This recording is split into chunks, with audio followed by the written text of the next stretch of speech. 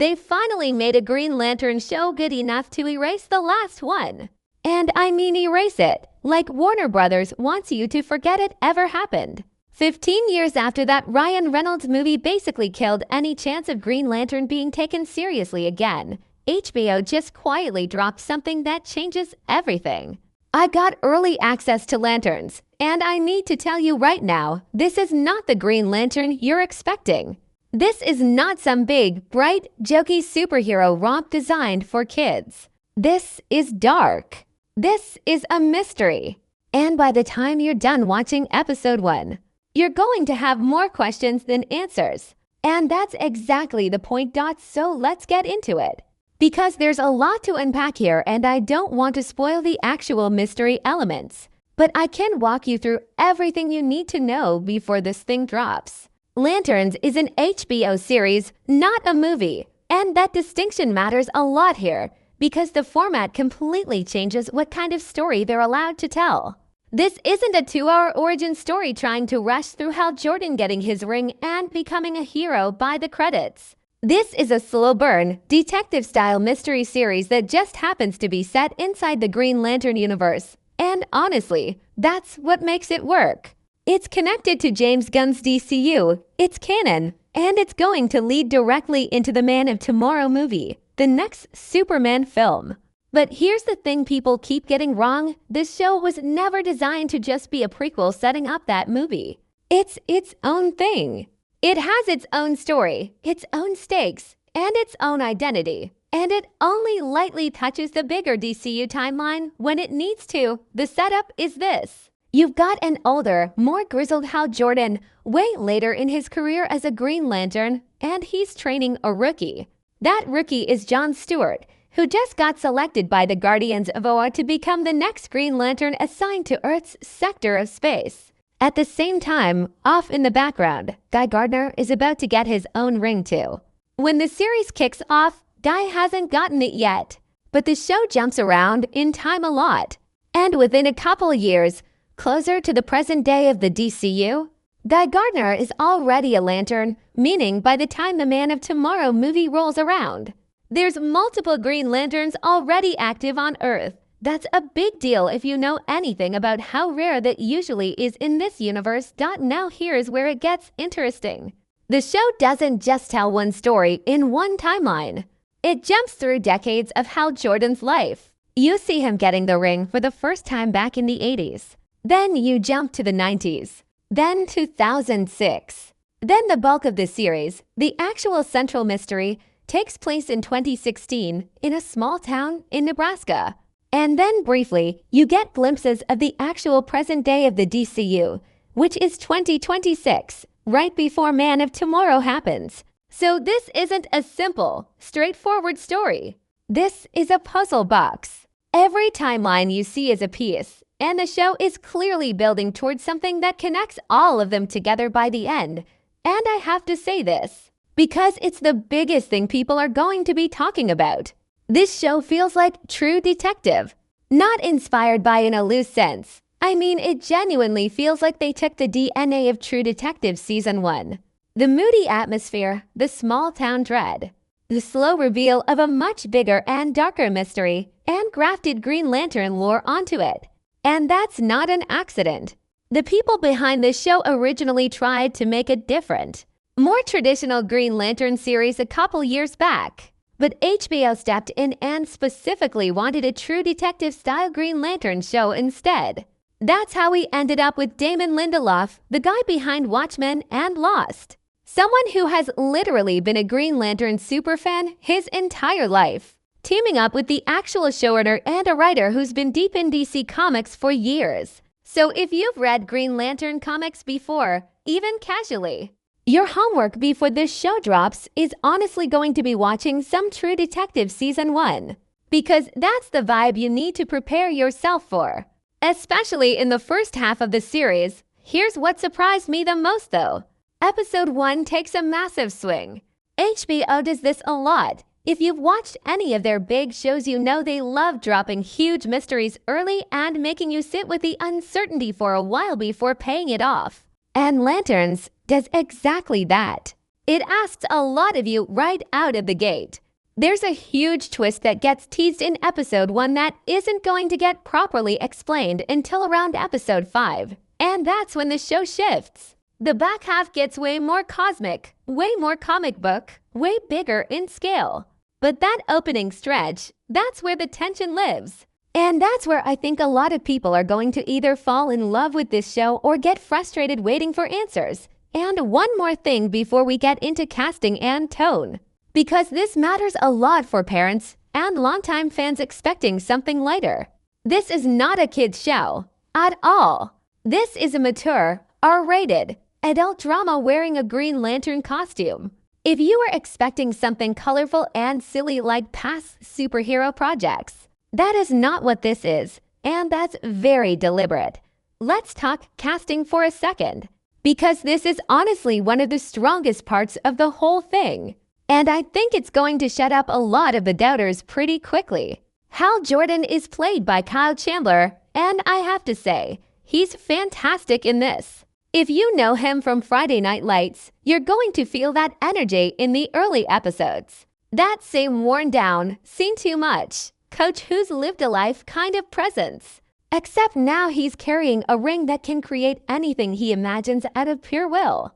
It's a strange combination on paper, but it works because Chandler plays it completely straight. He's not winking at the camera. He's not cracking one-liners every 30 seconds. He's a guy who's been doing this job for decades and it's worn him down. And you feel that in every scene. Jon Stewart is played by Aaron Pierre, and honestly, I hadn't seen a ton of his work before this outside of Rebel Ridge, but he's been genuinely impressive so far. He plays the rookie energy well without making Stewart feel naive or annoying, which is a trap a lot of these mentor-rookie dynamics fall into. You believe he's capable, you believe he's smart, but you also believe he's got a lot to learn. And that tension between him and Chandler's Hal Jordan is honestly one of the most compelling relationships in the early episodes. Now here's the thing. That's going to throw a lot of people off if they're expecting the Ryan Reynolds version of this character. That movie, if you remember it, and let's be honest, a lot of people have tried very hard to forget it, was bright, loud, kind of goofy, leaned hard into comedy, had a ton of CGI that did not age well at all, and was clearly built to appeal to a younger audience. Ryan Reynolds himself has spent the better part of the last decade making fun of that movie in his own Deadpool films, taking shots at the story, the tone, the suit, all of it, because by his own admission it just didn't work. Lanterns is the complete opposite of that in almost every way. The tone here is heavier, moodier, more grounded, more adult.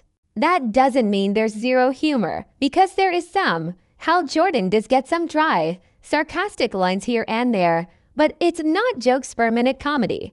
It's more like the kind of humor you'd get from Matthew McConaughey and Woody Harrelson in True Detective.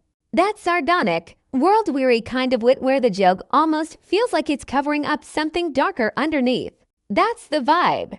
If you go into this expecting the tone of the 2011 movie, you are going to be completely blindsided, and honestly, that's probably the point. And speaking of True Detective, I have to tell you the story behind how this show actually came together, because it explains a lot about why it feels the way it does. A couple years back, Greg Berlanti and Mark Guggenheim, the guys behind basically the entire Arrowverse, Flash, Arrow, Crisis on Infinite Earths, all of it, were actually hired to develop a Green Lantern series first, but HBO ended up quietly moving them off the project.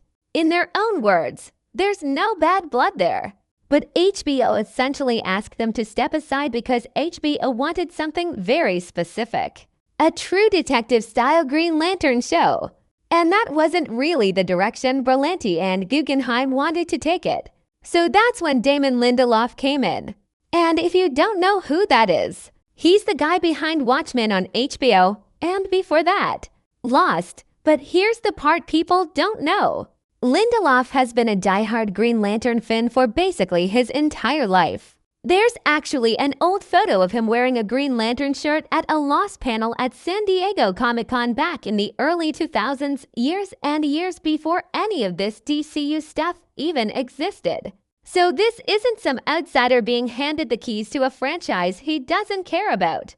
This is a guy who's been waiting his whole career to do something like this, alongside Lindelof. You've got Chris Mundy actually running the show day to day, and Tom King involved as well. And if you follow DC Comics at all, you already know Tom King's name, because he's been writing a ton of stuff across the current DCU TV slate, including working on the Mr. Miracle show that's adapting his own comic run.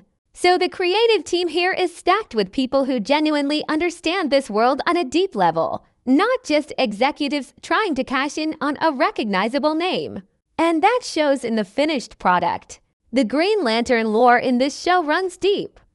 If you've read the comics before, even casually, you are going to catch a ton of small references, deep-cut names, background details, little nods that are clearly there for longtime fans without alienating people who've never picked up a Green Lantern comic in their life. That's a hard balance to strike, and from what I've seen so far, they're actually pulling it off. Beyond Hal and Jon Stewart, you've also got Nathan Fillion showing up as Guy Gardner, which honestly feels like perfect casting the second you hear it. Because Guy Gardner has always been the loud, arrogant, kind of unhinged Green Lantern in the comics. And Fillion has that exact energy naturally. Sinestro is in this too, along with the Guardians of Or and the Manhunters. So if you're worried this show forgets it's supposed to be a cosmic space opera because it's spending so much time on a murder mystery in Nebraska, don't worry, the bigger universe is very much present. It's just being introduced carefully instead of dumped on you all at once in episode 1. And that's actually one of the smartest choices they made here, because it means new viewers who've never touched a Green Lantern comic can ease into this stuff instead of getting buried in cosmic lore they don't understand yet. While longtime fans get rewarded for already knowing the deep cuts, one thing I do want to point out, because I think it's important context for how seriously HBO is treating this whole project. This isn't being made like a side character show. This is stepping directly into the House of the Dragon time slot on Sunday nights, which, if you know anything about HBO scheduling, tells you exactly how much confidence they have in this thing. Sunday night HBO slots are reserved for their biggest prestige dramas, stuff like Game of Thrones, House of the Dragon, The Sopranos, True Detective itself. That is a very different tier than something like Peacemaker, which HBO treated more like a fun, weird, jokier DC side project and slotted on Thursdays instead. Lanterns being placed in that Sunday prestige slot tells you HBO isn't viewing this as a fun superhero side quest. They're viewing it as one of their flagship prestige dramas that just happens to be set inside a comic book universe. And that changes the entire creative approach from top to bottom. And look, I know some of you reading this are hardcore Green Lantern fans who just want big cosmic battles and space opera right out of the gate. And I get that. I really do.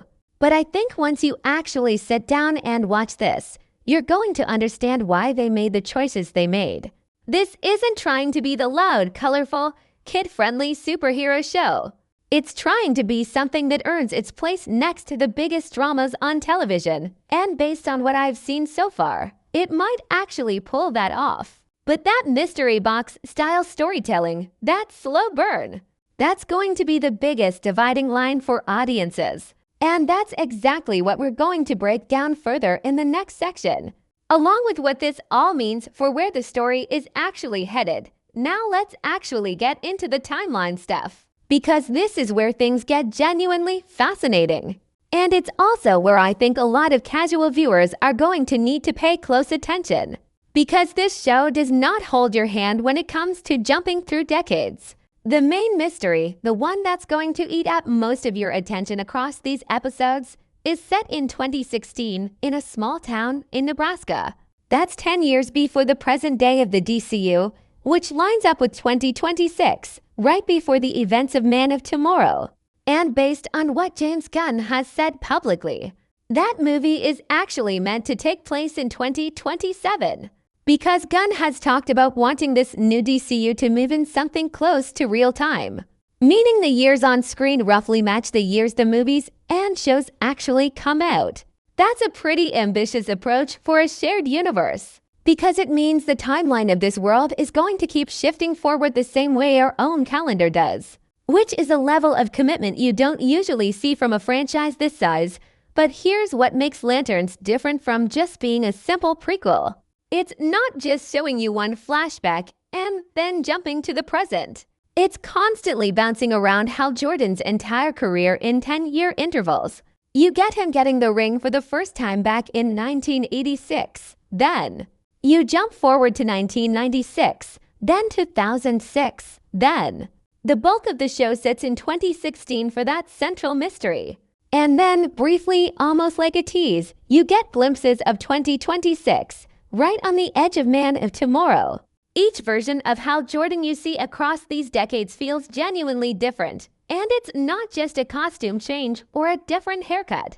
The show is clearly using these time jumps to show you how specific massive events in each decade shaped who Hal Jordan eventually becomes by the time we meet the older, more worn-down version of him running the main story. That's a smart structural choice, because it means every flashback isn't just filler. It's actually building toward explaining why present-day Hal Jordan is the way he is, why he's so guarded, why he trusts almost no one, and why training a rookie like Jon Stewart is clearly bringing up things he'd rather not deal with. And this is where the show starts doing some real heavy lifting in terms of world building. Because it's not just building out Green Lantern history. It's building out the entire history of the DCU before Superman ever shows up. This is something a lot of people don't realize going in. In this version of the DCU, metahumans have actually been publicly known on Earth for the last 300 years. That's not a typo. 300 years. And Vandal Savage, who absolutely exists in this universe, goes back even further than that, hundreds of thousands of years, long before any of the heroes we know about. So there's this entire hidden history of superheroes and supervillains that's been happening on Earth long before Clark Kent ever puts on the cape. And Lanterns is one of the first projects in this new DCU to actually dig into that history in detail. You get little glimpses of it, background details, things mentioned in passing, even something as small as a banner inside the Hall of Justice referencing the Justice Gan. All of which is treated as canon DCU history rather than just a throwaway Easter egg. It's the kind of thing that rewards you for paying close attention. Because these aren't just random references thrown in to make longtime fans feel smart. They're actually part of a bigger, connected timeline that the DCU is clearly planning to keep building on for years now. Going back to the actual structure of the mystery itself. Because I think this is going to be the single biggest talking point once people actually sit down and watch this show. Episode 1 takes an enormous swing. And when I say enormous, I mean the kind of swing that's going to leave you with way more questions than answers by the time the credits roll. HBO has a long history of doing this. If you've watched Game of Thrones,